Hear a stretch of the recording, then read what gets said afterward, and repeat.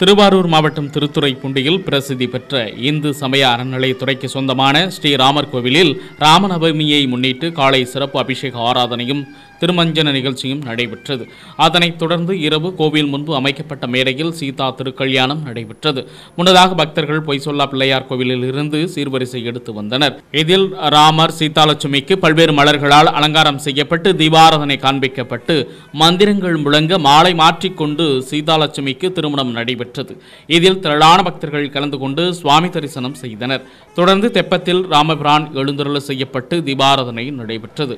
அதனைத் தொடர்ந்து குளத்தில் தெப்ப உற்சவ விழா வெகு விமரிசையாக நடைபெற்றது. தெப்ப திருவிழாவில் ஆயிரக்கணக்கான பக்தர்கள் கலந்து கொண்டு சுவாமி தரிசனம் செய்தனர்.